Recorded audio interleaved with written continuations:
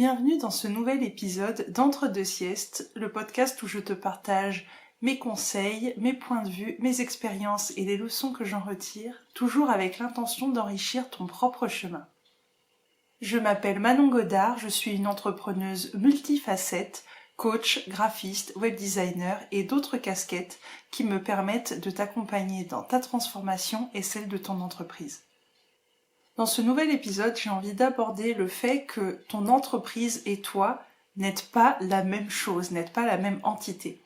À l'origine, en fait, ça vient d'une conversation que j'avais avec mon mari où je lui exprimais une certaine forme de frustration dans le fait que la majorité de mes prospects et de mes clientes venant vers moi pour du graphisme ou du web design me demandent un logo qui leur ressemble, un site qui leur ressemble.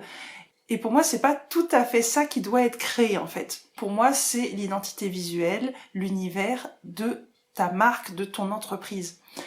Et du coup, je disais à mon mari, comment je fais? Est-ce que je dois réutiliser les mots avec lesquels les gens viennent vers moi, ou est-ce que je maintiens ma vision du truc? Et du coup, il m'a dit, pourquoi tu fais pas simplement un podcast pour expliquer ta vision du truc, justement? Donc voilà pourquoi nous sommes ici. Et je vais commencer avec cet exemple, justement, qu'une de mes anciennes clientes et prospects m'a servi sur un plateau, et je la remercie si elle passe par là et qu'elle m'écoute et qu'elle se reconnaît. Du coup, c'est une ancienne cliente avec laquelle j'ai créé l'univers visuel de sa marque, de son entreprise. On a créé un site internet, un logo, etc. Et du coup, entre-temps, elle a fermé son entreprise et elle est revenue vers moi pour éventuellement que je m'occupe de l'identité visuelle et du site de sa nouvelle entreprise, celle qu'elle est en train de créer. Et en fait, elle m'exprimait qu'elle avait des réticences à ce que ce soit moi qui m'occupe de l'identité visuelle, parce que comme j'avais fait l'identité visuelle de sa première entreprise, elle avait peur que je sois biaisée et que je refasse la même chose, qu'il y ait l'empreinte de la première entreprise qui soit trop forte et que je ne sache pas m'en détacher pour créer l'identité visuelle de sa nouvelle entreprise du coup. Et pour moi, c'est tellement évident que non, je ne créerai pas la même chose parce qu'on ne parle pas de la même chose. Et c'est là où, pour moi, toute la nuance entre ton entreprise et toi se dessine. Dans le sens où quand je crée une identité visuelle, on parle du vêtement, c'est une métaphore que j'aime beaucoup et que j'utilise souvent avec mes prospects et mes clientes. On va créer le vêtement sur mesure qui va coller à la peau de ton entreprise, qui va mettre en valeur sa personnalité, son énergie, sa vibration. Et encore une fois, on parle de ton entreprise. On ne crée pas le vêtement qui, toi, te colle à la peau. Toi, tu arrives avec ton histoire, ton vécu, ta personnalité, tes valeurs, le pourquoi qui fait que tu as créé ton entreprise, le moteur, ce qui t'anime, ce que tu as envie de créer, ce que tu as envie de transformer. Tu viens avec tout ça et tu as donné naissance, je pense que ça aussi c'est une métaphore qu'on va garder, tu as donné naissance, tu as créé ton entreprise. Et du coup, ton entreprise, comme un enfant, évidemment qu'elle a une part de ta génétique, évidemment que tu te retrouves en elle, évidemment que naturellement tu vas lui transmettre des parts de toi, tu vas peut-être lui transmettre des valeurs, tu vas peut-être lui transmettre... tu vas forcément, comment ton entreprise, va y avoir des bouts de ton histoire dans elle, etc. Donc, il y a de toi dans ton entreprise, c'est certain. Mais ton entreprise, pour autant, ne fusionne pas avec toi. Elle a sa propre histoire, elle a sa propre vibration, elle a son propre chemin qui évidemment va être parallèle au tien et ça va se croiser, vous allez cheminer ensemble, mais ça reste deux entités vraiment différentes. Et souvent quand on est entrepreneuse, solo-entrepreneur, il y a que nous à la barre. Donc on a un peu cette et je suis passée par là aussi, ce truc de je suis mon entreprise. Et en fait non, c'est ton entreprise est une extension de toi, mais elle va avoir son propre chemin. Et tu vois, si on pousse la pelote jusqu'au bout, il peut très bien y avoir un jour où ton entreprise tu la revends à quelqu'un d'autre, donc elle continue son chemin sans toi. Il peut y avoir un jour où ton entreprise, tu la fermes, mais toi, en tant que personne, tu continues ta route. Enfin, tu vois, il y a vraiment cette idée de... je vois deux formes de couleurs, deux énergies, tu vois, deux boules comme ça, là, qui en fait, voilà, elles se réunissent dans le sens où, imagine deux cercles. Tu as le cercle qui te représente toi, et le cercle qui représente ton entreprise. Et il y a une zone où ces deux cercles se superposent, tu vois. Il y a cette zone où les deux cercles se croisent parce que vous partagez évidemment quelque chose en commun, elle et toi. Et tu vois, si je reprends ma casquette de graphiste un instant, cette zone où les deux cercles se superposent, c'est ça qu'on met en image en fait. C'est ce truc qui fait que on va sentir à la fois ton entreprise, son message, sa vibration, ce qu'elle veut créer, et à la fois la personne qui est derrière, la personne qui a créé cette entreprise, la personne qui a initié ça, les valeurs qu'elle a transmises à l'entreprise, l'histoire qu'il y a derrière. Ce qui va être intéressant, c'est de regarder justement là où les deux cercles se rejoignent, parce que c'est ça, à mon sens, qui crée l'unicité de ton entreprise. Et donc, si je reprends l'exemple de mon ancienne cliente, elle est arrivée, elle, dans son petit cercle, et elle a créé sa première entreprise. On a créé la jonction entre les deux, une identité visuelle, un site. Mais là, ma cliente s'est détachée de sa première entreprise, elle est redevenue un cercle seul, et elle est en train de créer une nouvelle entreprise. On parle d'un autre cercle qui crée une toute autre chose, en fait. Alors évidemment, c'est toujours ma cliente qui est à l'origine de cette création. Les valeurs de ma cliente ont vraisemblablement pas changé, mais le pourquoi de cette entreprise, ce qu'elle veut créer à travers elle, évidemment qu'il y a un fil rouge qui va se redessiner parce que c'est toujours elle, c'est toujours son cœur qu'elle met dans son entreprise, mais l'entreprise en elle-même n'a plus la même forme, n'a plus le même but, ne touche plus les mêmes personnes en l'occurrence. Enfin, on est vraiment sur deux entreprises qui n'ont rien à voir, à part le fait qu'elles ont été créées par la même personne. Donc, quand je dis qu'elles ont rien à voir, t'entends bien que, évidemment, encore une fois, je peux créer 5 entreprises, les 5 entreprises, il y aura toujours ce tronc commun qui est moi, qui fait qu'il y aura un fil rouge de l'une à l'autre. Mais pour autant, chaque entreprise a sa propre empreinte et son propre chemin. Et j'aime beaucoup l'image de l'enfant parce que, tu vois, on dit facilement que l'entreprise, c'est notre bébé. Mais en fait, il y a beaucoup de ça. Moi, je vois dans ma fille, je retrouve des traits de qui je suis. Mais ma fille reste un être humain individuel. Évidemment que, elle va forcément prendre de moi par mimétisme, par observation. Je vais forcément lui transmettre des choses parce que, on a notre propre culture familiale dans laquelle elle va baigner. Mais ça reste une personne individuelle avec sa propre personnalité, qui va faire son propre chemin, sa propre vie. Et toi, pour revenir, c'est vrai que dans le graphisme, je trouve que c'est particulièrement parlant. J'aime bien dire que, toi, imaginons, j'ai une cliente qui arrive, imaginons, tu adores les mangas, tu adores les chats, tu adores j'en sais rien, la vanille, t'as une passion pour le rose fuchsia, d'accord, mais est-ce que ça veut dire que l'identité visuelle de ton entreprise, ça doit être du manga, des chats et du rose fuchsia, tu vois? Il y a une nuance entre ce que toi tu es en tant que personne et ce qui va correspondre à ton entreprise. Ce qui est 100% toi n'est peut-être que 40% de ton entreprise. C'est un peu... alors on va être très très dans les images finalement pour cet épisode-là, mais finalement, quand je parle à mes clientes de cette nuance entre notre entreprise et nous, souvent elles n'arrivent pas à cerner ce que je veux dire. Donc peut-être que toutes ces métaphores-là vont aider à mieux dessiner le truc. Mais ouais, tu vois, toi tu aurais ta carte d'identité avec ta photo, ta date de naissance, ta taille, etc. Ton entreprise a sa carte d'identité. La photo, ça serait potentiellement l'identité visuelle. La date de naissance, c'est sa date de création. Sa taille, ça peut être le nombre de salariés. Enfin, tu vois, ça peut être encore une autre image pour exprimer ce que je veux dire. Parce que tu vois, quand les clients qui vont venir vers toi, Évidemment que la finalité, ils vont travailler avec toi en tant que personne, et encore je dis évidemment, mais ça dépend, c'est pas si évident que ça dépend de ton modèle d'entreprise, ce que tu vends, etc. Mais je dirais que, j'en parlais dans l'épisode sur la communication, pour moi c'est important qu'on sente la personne qui est derrière, les valeurs qui sont portées, etc. Justement, parce qu'on n'est pas à l'usine, on n'est pas sur une plateforme de 3000 personnes où tu sais pas à qui tu parles. On parle ici d'entrepreneuriat à échelle humaine où c'est important de sentir l'humain derrière. Et du coup, ce qui fait que les gens vont avoir envie de travailler avec toi, ça va être de sentir ta personnalité, de sentir, d'en avoir un peu plus de toi, de pouvoir se reconnaître dans toi.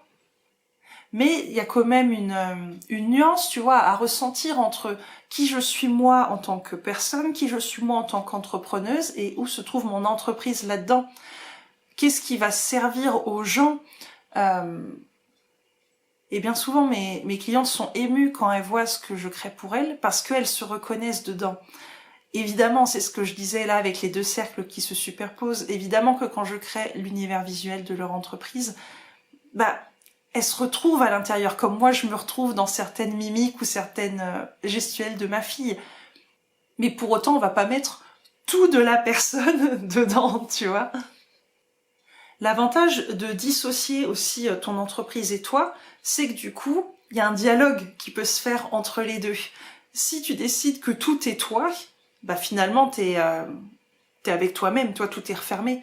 Mais si tu ressens, si tu prends ce postulat que ton entreprise est une autre entité, qu'elle est un autre cercle, tu peux entrer en communication avec elle, tu peux te connecter à elle et voir ce qui a ajusté, voir ce qu'elle a à te dire en fait. Toi, très concrètement, quelque chose que je fais de temps en temps quand je ressens le besoin, c'est dans mon carnet, donc j'écris très très souvent en écriture intuitive, et j'aime bien prendre un stylo bleu, un stylo rouge ou peu importe, mais bon voilà, 2 stylos de couleurs différentes, et vraiment engager un dialogue avec mon entreprise, commencer à écrire avec mon stylo bleu en tant que moi, Manon, et après, hop, je passe au stylo rouge, et intuitivement, j'écris ce que je capte en fait, de ce que mon entreprise me transmet. Et ça permet d'avoir cet échange, ce ping-pong un peu, cet aller-retour qui fluidifie la pensée, qui permet de débloquer des choses. Alors, on peut dire que finalement c'est moi qui tiens les 2 stylos, tout vient de moi. Ça après c'est selon les croyances qu'on choisit. Mais en tout cas j'ai envie de dire que la finalité c'est cette possibilité de pouvoir ouvrir un dialogue. Parler avec nous-mêmes, c'est toujours plus laborieux que de parler avec une autre entité. Et donc, rien que de sortir notre entreprise de nous et de la poser, voilà, en face de la table et de lui dire, OK, qu'est-ce que t'as à me dire? C'est beaucoup plus simple pour fluidifier les pensées, pour fluidifier les choses, selon moi. Tiens, une autre métaphore qui me vient et que je dépose là, c'est l'épisode des métaphores. Une image que j'utilise beaucoup pour mes clientes et mes prospects, c'est celle de la vitrine. Notamment quand on parle des univers visuels et des sites. En fait, c'est comme si ton entreprise, c'était une boutique, une virtuelle, tu vois. Faut imaginer que vraiment, tu as ton petit local et tu vas faire la vitrine devant laquelle les gens vont passer. Ta vitrine va s'adapter à ton activité, aux personnes auxquelles tu as envie de capter l'attention. Elle va s'adapter à l'ambiance que tu as envie de créer dans ton entreprise, comment tu as envie que les gens se sentent quand ils rentrent dans ta boutique, tu vois, c'est tout ça que tu vas créer. Ta vitrine, c'est pas un copier-coller de comment c'est décoré chez toi. Alors évidemment qu'on va retrouver ta patte, on va retrouver ta touch, parce qu'encore une fois, c'est toi derrière. Mais c'est vraiment cette nuance-là que j'aimerais arriver à faire sentir avec cet épisode. Ta vitrine, c'est pas ton salon non plus. On parle de la vitrine de ton entreprise. Alors, c'est la Manon du montage qui revient faire une petite parenthèse, une petite rustine, parce que en m'écoutant, en montant l'épisode justement, en écoutant ce que je disais, j'ai repensé à une peur que plusieurs entrepreneuses m'ont partagée, qui est cette idée que leur identité visuelle soit... les enferme en fait, les enferme dans le temps. Par exemple, une entrepreneuse qui a créé son entreprise, qui au jour d'aujourd'hui vend des bijoux par exemple, et qui a cette peur que en gros son identité visuelle soit tellement étiquetée vendeuse de bijoux que si un jour elle veut vendre des bougies par exemple, elle sente pas l'espace disponible parce que tout son logo, son ambiance, etc. est tourné vers les bijoux. Et du coup, en réécoutant ce que je partageais, je me dis ça peut venir réactiver cette peur quand je parle de la boutique justement, comme si t'étais fleuriste et tu veux ajouter des bijoux et ou des bougies ou que sais-je, et ah mais mon Dieu, est-ce que je peux rajouter ça dans ma boutique, dans ma vitrine, est-ce que ça va marcher? Du coup, ce qui me venait de partager, d'ajouter en fait sur cette notion-là, c'est que, à mon sens, il y a différents angles de vue. Il va y avoir, comme mon ancienne cliente dont je te parlais là plus tôt, il va y avoir ce truc où tu sens que c'est une autre entreprise qui demande à être créée. Ou, en fait, si je reprends la métaphore des enfants, on parle d'un autre enfant qui, là encore, va avoir un bout de ta génétique, mais qui est une autre entité qui n'a rien à voir avec ta première entreprise. Donc ça peut être un premier cas où ta première entreprise est ce qu'elle est, elle continue son chemin ou pas, peu importe la situation, et il y a une autre entreprise qui demande à être créée avec sa propre énergie, sa propre vibration, son propre but, etc. Et disons que tu peux compter sur toi-même pour sentir quand c'est une entreprise existante qui demande à se transformer ou quand c'est une autre entreprise qui demande à être créée. Après, l'autre cas de figure que je vois, c'est quand... donc là, on parle toujours de ton entreprise numéro 1, entre guillemets, ton bébé, ton enfant numéro 1, le fait est que ton entreprise va grandir, va évoluer, va passer par différentes phases et va peut-être changer de produit, changer d'offre, changer de direction. Comme je disais, une boutique de création de bijoux, mais qui se met à créer des bougies, pourquoi pas. Et dans ces cas-là, tu peux sentir en fait quand ça va être la même entreprise, la même vibration qui bouge, qui évolue, qui change de forme en fait. Et je dirais que dans ces cas-là, il y a des moments où l'énergie de ton entreprise va tellement se transformer que tu vas sentir que ça devient nécessaire d'ajuster l'identité visuelle.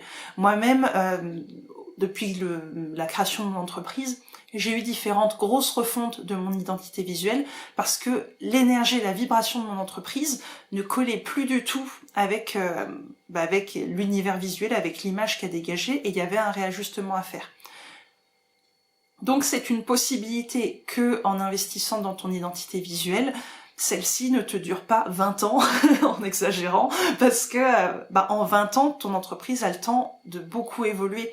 Et j'ai envie de dire que même les grandes marques font plus ou moins de réajustements dans leur identité visuelle pour justement évoluer elles aussi.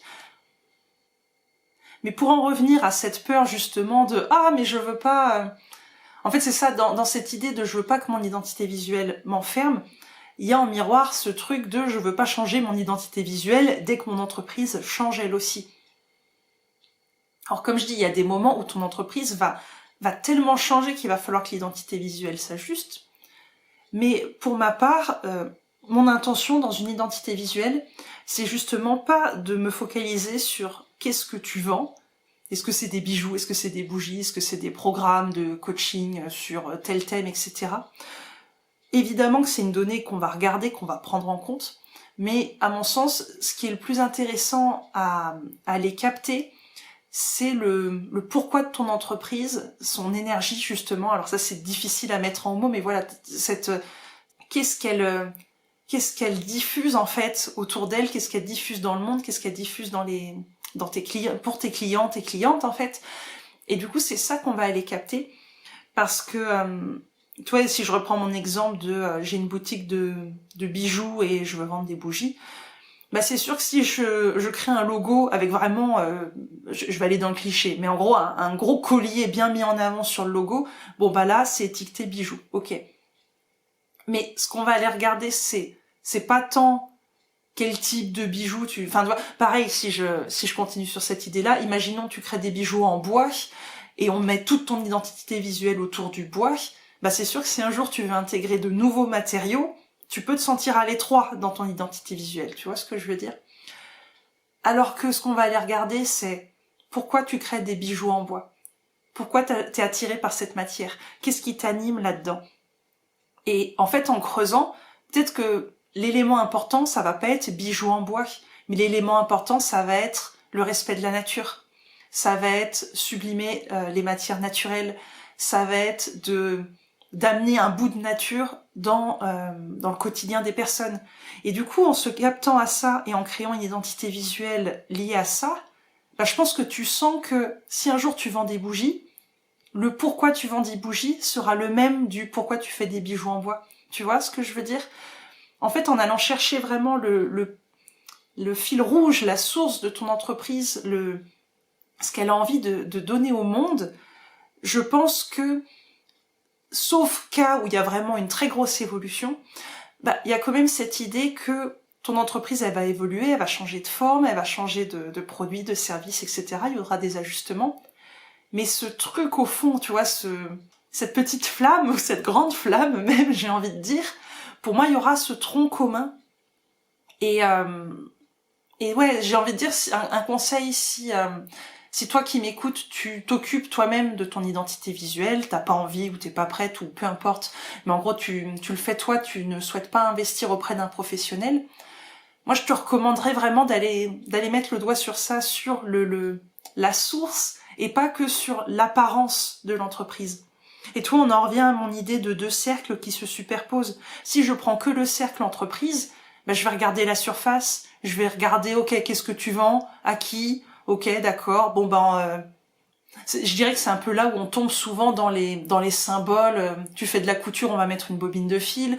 Tu fais de la pâtisserie, on va mettre un gâteau. Enfin, tu vois. Alors, évidemment, c'est des éléments qui peuvent faire partie de l'identité visuelle, mais j'espère que tu sentiras, là encore, c'est une question de nuance en fait. Donc, j'espère que tu sentiras la nuance.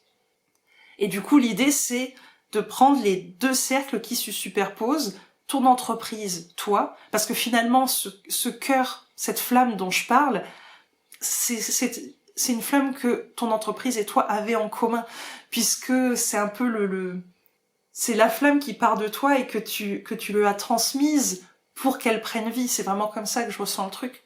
Et donc on va aller encore une fois regarder la jonction entre les deux cercles, parce que la jonction, c'est cet espace où, quand bien même ton entreprise bouge, cette flamme, ça sera ce qui animera tes différentes offres et tes différents services. Alors encore une fois, à nuancer, parce que voilà, les entreprises peuvent aussi tellement évoluer que tu sens un vrai réajustement dans l'énergie à faire. Mais j'espère que tu vois ce que je veux dire et que ça apaisera aussi cette peur du je veux pas être enfermé. En fait, on s'enferme si on s'enferme nous-mêmes dans une étiquette finalement. Mais si ton identité visuelle est suffisamment comment En fait, si ton identité visuelle, elle capte l'énergie de ton entreprise et pas sa forme, tu vois, en fait, c'est ça, on va essayer de capter le fond de ton entreprise plus que sa forme. La forme pourra bouger, mais le fond sera le même. Donc voilà, c'est ce que j'avais envie de déposer par ici. Je referme cette petite parenthèse et je te laisse avec la conclusion. Voilà, écoute, je vais m'arrêter là, ça va faire 25 minutes d'enregistrement, je verrai ce qui reste après le montage. J'espère avoir pu réussir à faire sentir cette nuance que j'ai souvent du mal à faire comprendre. Voilà, écoute, ça me paraît... J'ai l'impression d'avoir rien dit et en même temps, l'enregistrement prouve de lui-même que je parle depuis un moment. Donc j'espère que tu auras ressorti de cet épisode ce qui pourra te contribuer, ce qui pourra t'aider peut-être que t'as besoin, toi, de cette nuance, tu vois, peut-être que ça va te faire du bien de te dire, ah ouais, ok, je suis pas 100% de mon entreprise. Peut-être que de dissocier les deux, ça pourra t'apporter quelque chose quelconque. Je te le souhaite. Je verrai, ça se trouve, je suis en train de me dire que ça se trouve en le réécoutant, ce sera toujours pas le bon enregistrement et il faudra que je le refasse. Écoute, Je m'arrête là, on verra bien ce qu'il en est. Je te remercie beaucoup pour ton écoute. Comme d'habitude, si tu veux me faire un retour, je t'invite à m'envoyer un mail ou un petit message sur les réseaux sociaux. Et je te dis à bientôt dans un prochain épisode.